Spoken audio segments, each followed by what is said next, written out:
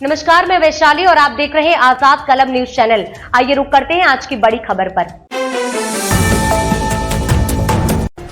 तेजस्वी यादव ने एनडीए सरकार को कहा जंगली 2 पीढ़ियों को किया बर्बाद, अब यह सरकार बिहार पर बोझ बन गई है।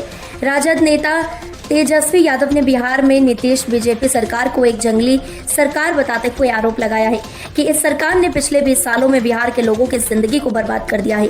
तेजस्वी ने कहा कि यह सरकार अब बिहार के लोगों पर बोझ बन चुकी है और इसे बदलना बेहद जरूरी है। उन्होंने ट्विटर के जरिए अपने बयान में कहा कि 15 साल पुरानी गाड़ी को बिहार में चलाने की अनुमति नहीं है क्योंकि यह अधिक धुआं छोड़ती है और प्रदूषण बढ़ाती है। तो फिर 20 साल पुरानी एनडीए सरकार क्यों चल रही है जो केवल राजनीति में हेरफेर और सरकार को गिरने का काम कर रही है। तेजस्वी यादव ने आरोप लगाया कि नीतीश बीजेपी सरकार ने पिछले 20 सालों में बिहार के हर गली, हर मोहल्ले, हर गांव में गरीबी, बेरोजगारी, भ्रष्टाचार, अपराध और पलायन का भयावह प्रदूषण फैला दिया है। दिल्ली हाईकोर्ट का आदेश, शाही ईदगाह पार्क में महारानी लक्ष्मीबाई की मूर्ति स्थापना पर कोई स्पष्टता की आवश्यकता नहीं। दिल्ली हाईकोर्ट ने शाही ईदगाह पार्क में महारानी लक्ष्मीबाई की मूर्ति स्थापित करने के मामले में शाही ईदगाह प्रबंधन समिति की याचिका को खारिज कर दिया है। कोर्ट ने कहा कि इसके पूर्व आदेश में किसी प्रकार की कोई स्पष्टता की आवश्यकता नहीं है और इस पर कोई बदलाव नहीं किया जाएगा।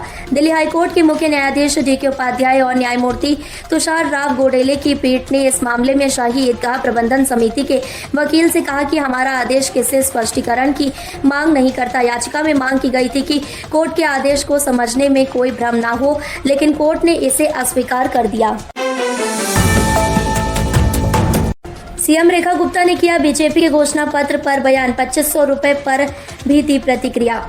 दिल्ली की मुख्यमंत्री रेखा गुप्ता ने बीजेपी के घोषणा पत्र को लेकर बड़ा बयान दिया है। उन्होंने कहा कि आम आदमी पार्टी ने दिल्ली का खजाना पूरी तरह से खाली कर दिया है। इसके बावजूद हम यह सुनिश्चित करेंगे कि दिल्ली को वह शासन मिले जिसकी वह हकदार है। उन्होंने यह भी दावा किया कि बीजेपी अपनी घोषणाओं को पूरा करेगी और दिल्ली वासियों के किए गए हर वादे को पूरा किया जाएगा। सीएम रेखा गुप्ता ने आम आदमी पार्टी को धरना पार्टी बताया और कहा कि यह पार्टी केवल विरोध प्रदर्शन करती है जबकि अब वह सत्ता से बाहर है। लोग जानना चाहते हैं कि महिलाओं के खातों में रुपए 2500 कब आएंगे। इस पर प्रतिक्रिया देते हुए सीएम रेखा गुप्ता ने कहा कि उनकी सरकार इस वादे को पूरा करेगी। बिहार की राजनीति में पिछले 20 सालों से अपनी अहम जगह बनाए रखने वाले मुख्यमंत्री नीतीश कुमार अब अपने राजनीतिक जीवन के आखिरी दौर में उनकी उम्र और स्वास्थ्य को लेकर चल रही चर्चाओं के बीच जेडीयू के भविष्य को लेकर सवाल उठने लगे। इस स्थिति में पार्टी में निशांत कुमार का नाम सामने आ रहा जो नीतीश कुमार के बेटे हैं। क्या वो जेडीयू के अगले चेहरे होंगे और क्या ये पार्टी की आगामी चुनौती का समाधान हो सकता है? नीतीश कुमार ने अपनी राजनीति की शुरुआत 90 के दशक में की थी और तब से वो बिहार की राजनीति में एक महत्वपूर्ण शख्सियत बन गए। उन्होंने अपने संघर्षों और राजनीतिक दावों के जरिए बिहार की सत्ता पर अपनी पकड़ बनाई और राज्य के विभिन्न वर्गों को एकजुट किया। लेकिन अब नीतीश कुमार के लिए एक कठिन सवाल खड़ा हो गया, उनके बाद जेडीयू का भविष्य क्या होगा। मणिपुर में 13 फरवरी को राष्ट्रपति शासन लागू होने के बाद गृह मंत्री अमित शाह ने शनिवार को पहली समीक्षा बैठक बुलाई। ये बैठक उत्तर ब्लॉक स्थित गृह मंत्रालय में सुबह 11 बजे आयोजित की जाएगी। बैठक में मणिपुर के गवर्नर अजय भल्ला, राज्य सरकार के अधिकारी, सेना के अधिकारी और शीर्ष अर्धसैनिक बलों के अधिकारी शामिल होंगे।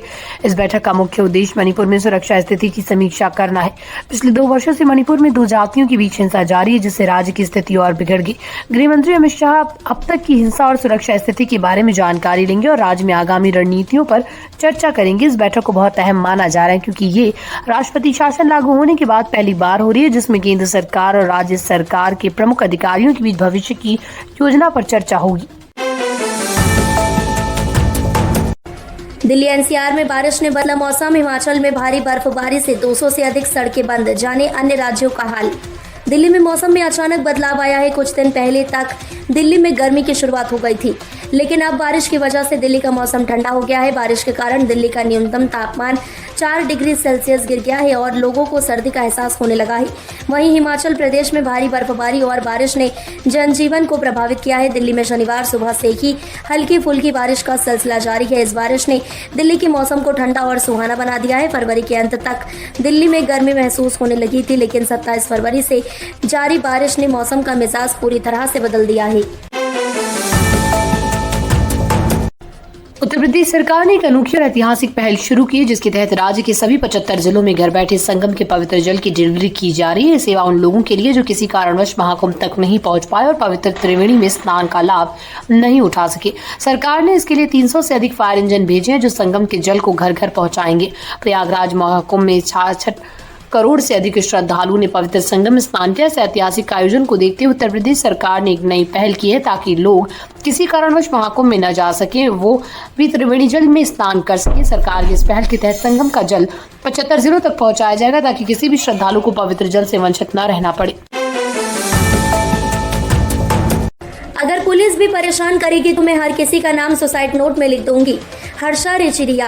उत्तराखंड की निवासी हर्षा रिचरिया, जो एक एंकर, सामाजिक कार्यकर्ता और इन्फ्लुएंसर के तौर पर सक्रिय हैं, सोशल मीडिया पर एक बार फिर सुर्खियों में है। महाकुंभ 2025 में अपनी उपस्थिति के बाद वह सबसे खूबसूरत साध्वी के नाम से फेमस हो गई थी, लेकिन अब सोशल मीडिया उनके लिए परेशानी का कारण बन गया है। हाल ही में हर्षा ने सोशल मीडिया पर एक वीडियो साझा किया है, जिसमें उन्होंने मानसिक उत्पीड़न और उनकी छवि को नुकसान पहुंचाने के आरोप लगाए हैं। हर्षा का आरोप है कि कुछ लोग उनके खिलाफ AI द्वारा बनाए गए फर्जी वीडियो बनाकर उनका अपमान कर रहे हैं, जिससे वह मानसिक तनाव का सामना कर रही है। 28 फरवरी को पाकिस्तान के लाहौर स्थित गद्दाफी स्टेडियम में खेले गए चैंपियंस ट्रॉफी के महत्वपूर्ण मुकाबले में बारिश के कारण मैच को रद्द करना पड़ा।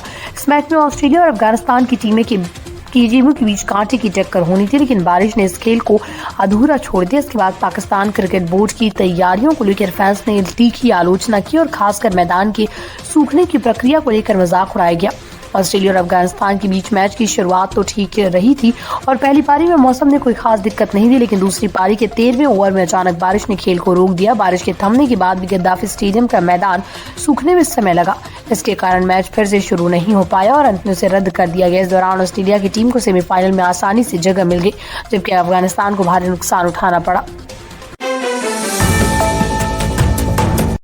बॉलीवुड में अपनी शुरुआत कर चुकी अभिनेता वीर पहाड़िया इन दिनों अपनी फिल्म स्काई फोर्स के डांस स्टेप्स को लेकर सोशल मीडिया पर चर्चा में है। फिल्म में उनके डांस स्टेप को काफी ट्रोल किया गया, लेकिन फिल्म ने ट्रोलर्स को जवाब देते हुए कहा ये ट्रोलिंग उनके लिए जानी जाती है और इसकी उनकी पहचान को भी बहुत फायदा हुआ है। जानते हैं वीर ने ट्रोलिंग पर क्या प्रतिक्रिया दी, उसमें किस तरह का फायदा हुआ। वीर पहाड़िया ने हाल ही में इंटरव्यू में ट्रोलिंग को लेकर अपने विचार साझा किए। उन्होंने कहा, मैं ट्रोल होने के लिए जीता रहूंगा। उम्र दराज टेस्ट को करते, लेकिन ये रंग गाने में जो आज डांस स्टेप वायरल हुआ मुझे बहुत पसंद आया। अब 96 साल और 144 दिन रंग गाने में जो डांस स्टेप वायरल हुआ मुझे बहुत पसंद आया। मैं उन्हीं एक्ट्रेस की श्रेणी में गया हूं जिन्हें ट्रोल किया जाता है। पहले मुझे कौन जानता था, लेकिन अगर मैं कुछ भी अजीब करता हूं तो लोग मुझे पहचानते हैं। मैंने ये भी कहा कि ट्रोलिंग की वजह से अब उनकी सोशल मीडिया प्रोफाइल भी चर्चा में आ गई और उनका काम को पहचान मिल रही है। शुरुआत बॉलीवुड में तक के लिए बस इतना ही। फिर होगी आपसे मुलाकात ऐसी एक और बड़ी खबर के साथ। तब तक के लिए नमस्कार। देखते रहिए आजाद कलम न्यूज चैनल, देश की आवाज। ऐसी ही लेटेस्ट अपडेट्स के लिए हमारे चैनल को सब्सक्राइब और तुरंत नोटिफिकेशन पाने के लिए बेल आइकन प्रेस करना ना भूलें। यदि आप हमें फेसबुक के माध्यम से देख रहे हैं तो हमारे पेज को फॉलो जरूर करें। धन्यवाद।